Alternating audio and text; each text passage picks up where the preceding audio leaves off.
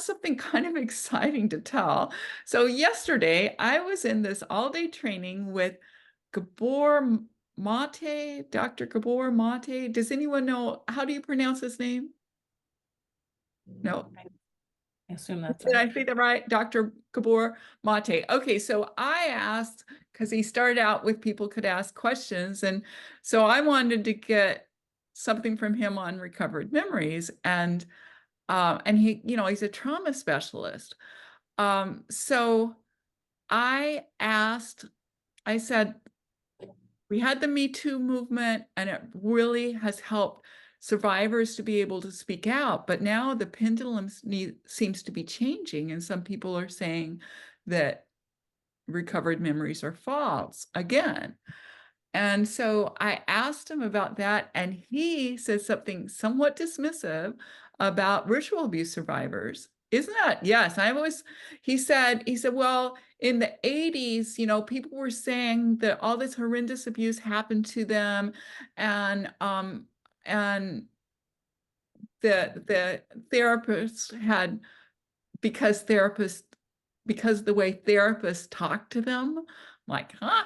And then he said, but really something happened to the people, or they wouldn't have thought they remembered those things. So something trauma did happen to them. And then he did then say something about that there's more memories, there's more memories of abuse that are never uncovered than there are false memories. So it kind of leveled it out some, but it did not feel good, as you could imagine. So I went up to him, I told him I'm a ritual abuse survivor, and I know it really happens. He said, yes, I do know. I know ritual abuse really happens. So I decided to take another stab at it. And so during lunch break, I said, um, I just wonder, I have this book by Dr. Ross Chait, who has told about all these incidences of ritual abuse, and he's told which cases were mishandled, like the McMartin preschool case, but he also told the ones that there's so much proof of. And it's called Satanic Panic. I don't have it beside me now.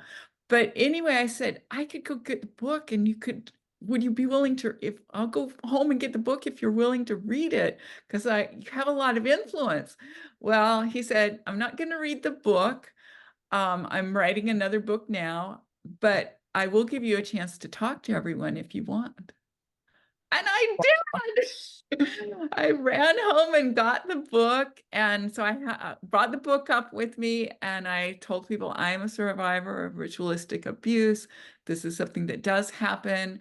And the cases that were badly handled, there were cases badly handled. The McMartin preschool case, there was allegedly double-digit number of perpetrators, but really, in fact, it was found that there was only one or possibly two perpetrators. It was the owner's son and possibly the owner. But there's other cases that were researched that are absolutely true. Then I talked about the False Memory Syndrome Foundation was made up of people accused by their adult children of pedophilia. And I read a little sentence from Ross Chait's book that said, it's amazing how much positive media coverage child molesters have gotten. And I mean, this was a group of counselors. They said, obviously that's not what we want, and that it's really important to know about ritual abuse, because it's hard to find for ritual abuse survivors, that it's hard to find a counselor. So anyway, I did get a little applause as I was going back to my seat. There were so many other things I could have said, but it just would have been too long. So it was good that I kept it short. And yeah, so maybe, even though Dr. Mate did not agree to read the book, he heard me tell about it. So he might not say the same thing when asked the same question later.